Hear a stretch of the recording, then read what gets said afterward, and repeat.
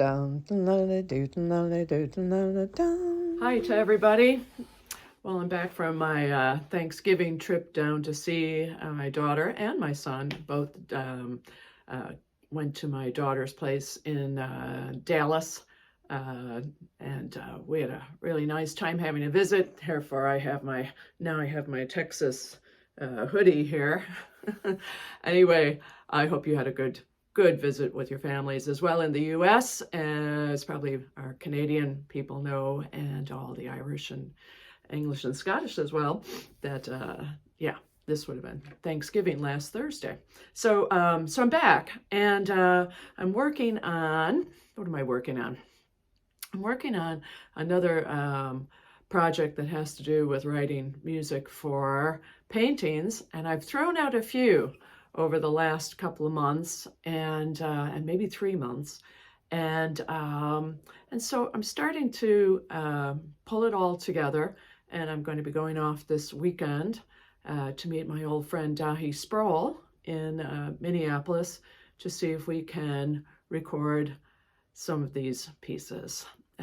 I thought of Dahi because he's very understanding, and if all else fails with my thumb, which a lot of you know that there's loads of problems with my thumb, we can abandon and do things a different way. But yeah, we have a studio booked on Sunday, and it's kind of exciting to actually try to play my fiddle again for a recording. So wish me luck.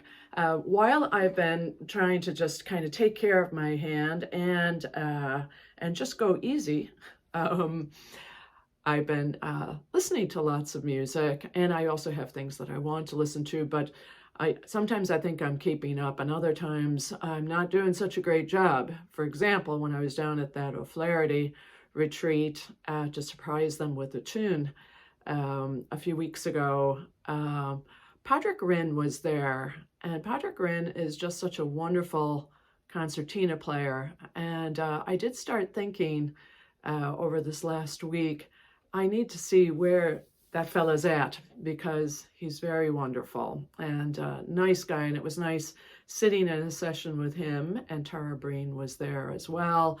They've done a load of stuff together.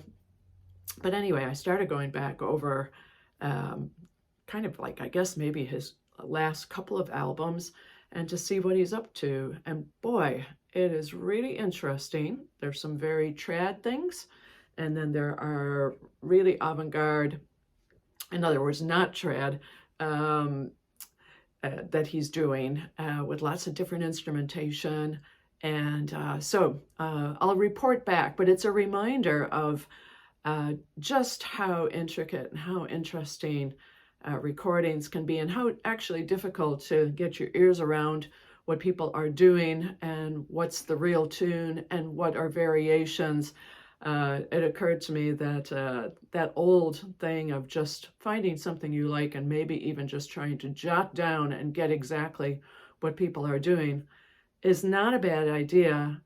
And so, yes, so I've been very interested in going back on a person like Padraig, and then also looking forward to catching up with new albums that are coming out, including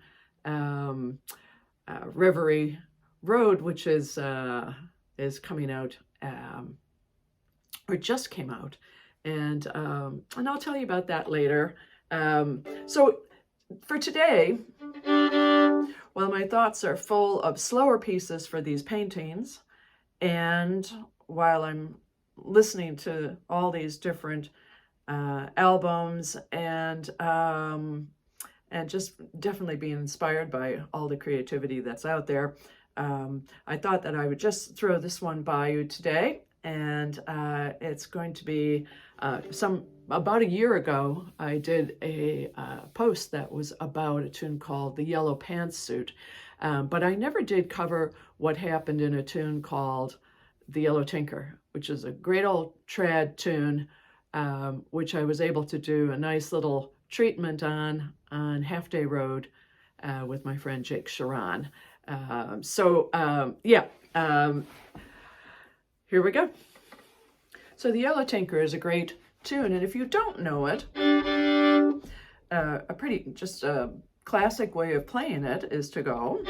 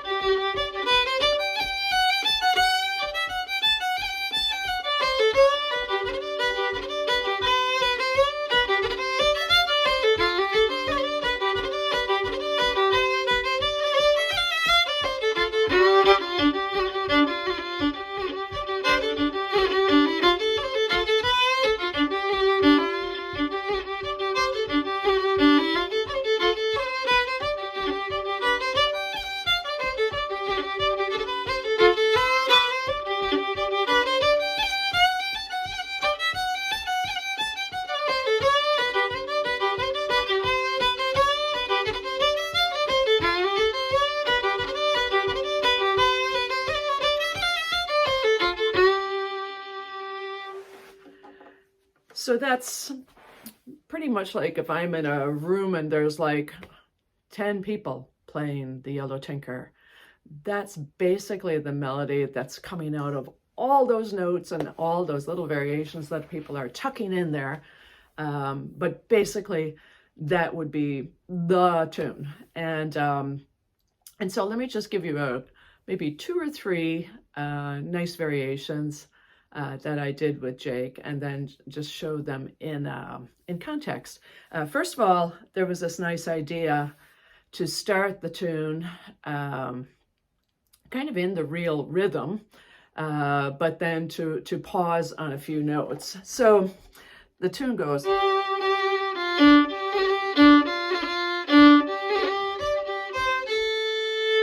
So I abandoned that and at the beginning to be able to do this.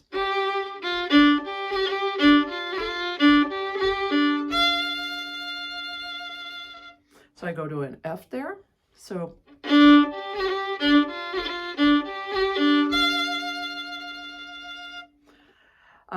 and since I threw that out, I wanted to respond to it. And I do respond to it all the way for this opener, a part. And so the next phrase goes.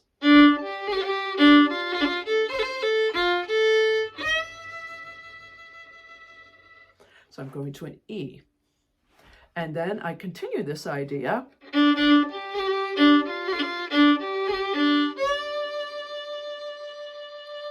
I go to a D. So you can see that I've kind of set it up with an F, an E, a D, and then I do like my favorite thing. One of my favorite things that I think that I've ever done was to go.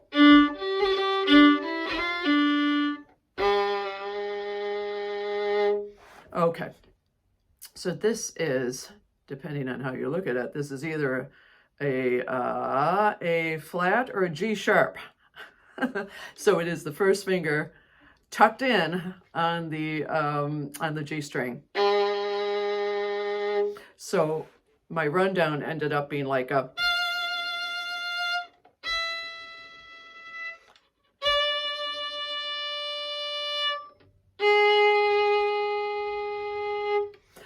Make sense? So F, E, D, and then like I say, that's either a G sharp or an A flat, but I played here. So that this whole opening line goes like this.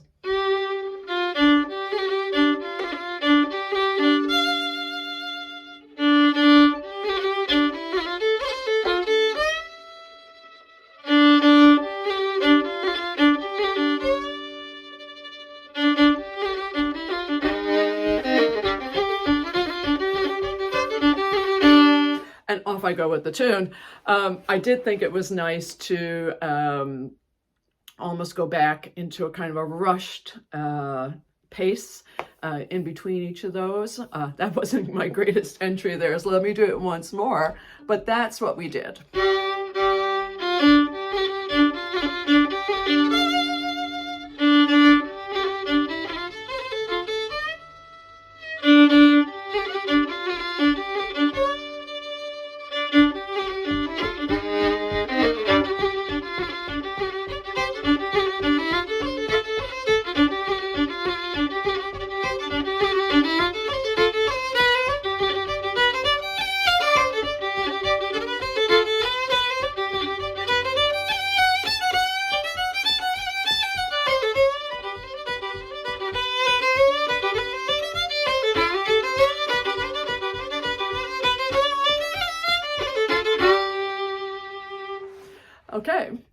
And at some point, I'm coming out of the third part.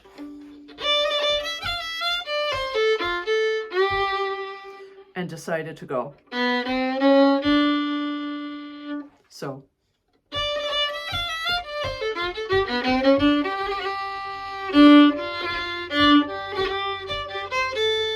Right? Once I went and did, I thought it might be nice to repeat that phrase. And so now it's in a different spot. So it's an entrance.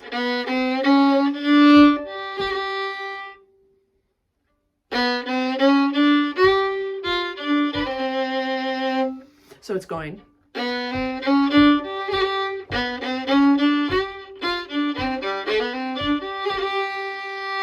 So coming out of the last part, maybe that's the best place to go here now. So the third part of the tune is going again.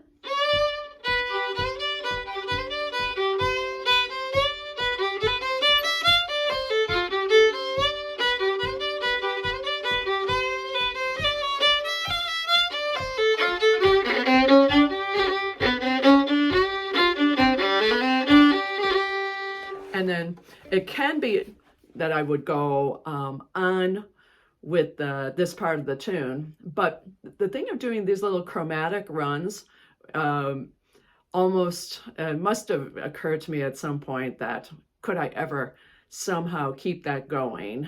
And so what I ended up doing is with that entrance.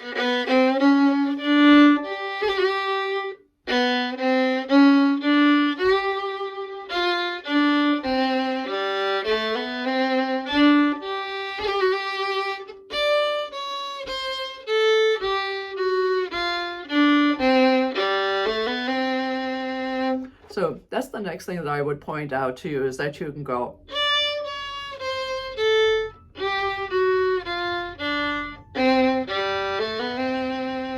And at speed of some sort.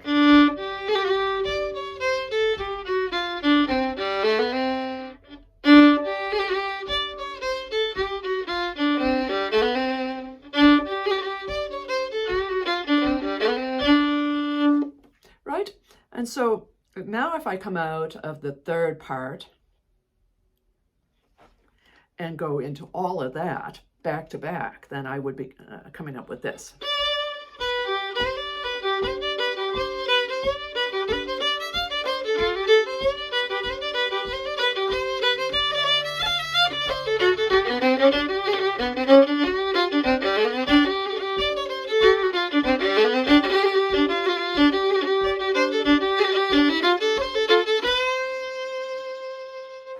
So hopefully that's kind of interesting and fun to try.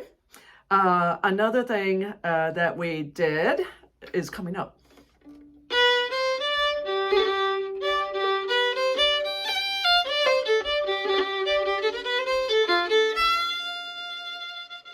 So going to that F kind of mirrored what happened in the opening. And so I liked going to that. And that's all I'm going to say about that. It was just going.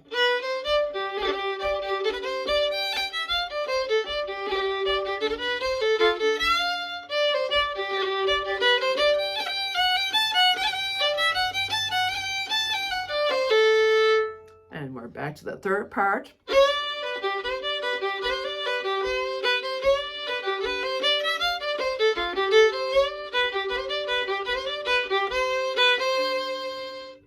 Now the regular ending goes. And this is a change of notes here that just was too fun to not give it a try. And it just goes.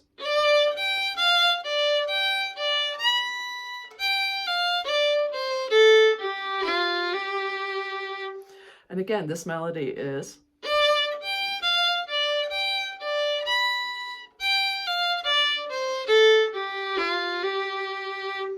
And then with some speed.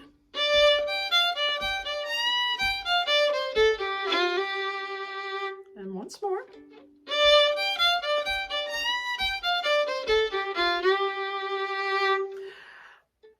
Of course, I never needed to go that much of a, but again, it sounds pretty cool to do that. So in that part of the tune,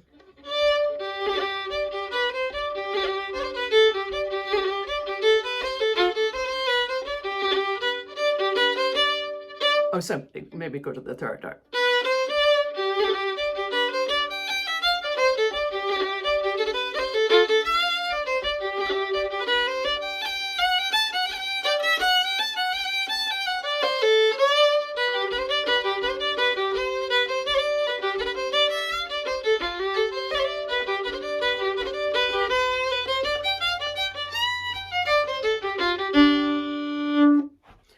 So a lot of little fun things in there, and so hopefully I've slowed them down enough for you to give them a try.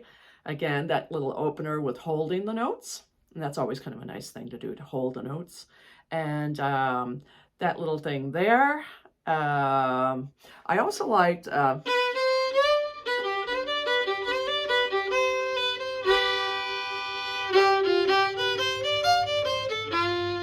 That's me holding it now. I didn't hold it during the recording.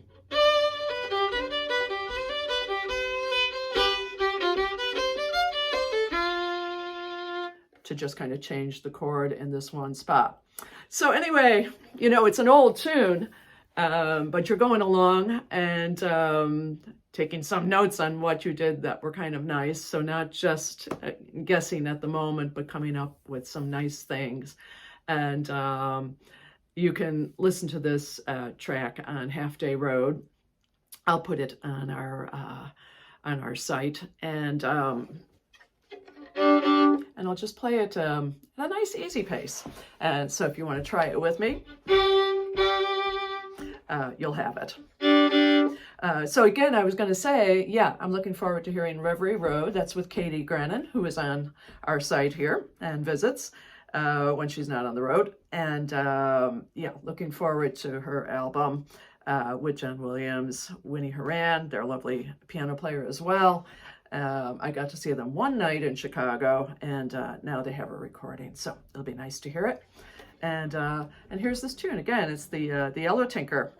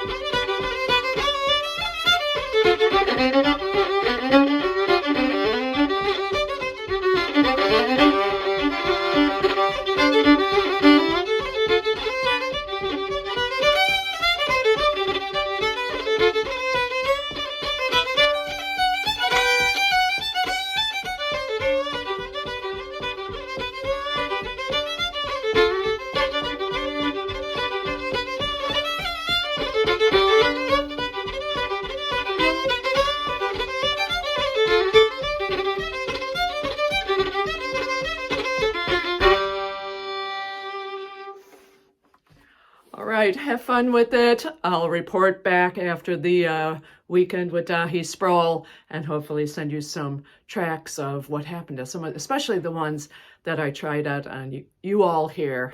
Thanks as always. And thanks for checking in once in a while too. Please feel free to do that and suggest anything you'd like to have covered, whether it's an old tune or what I usually do, working on new tunes.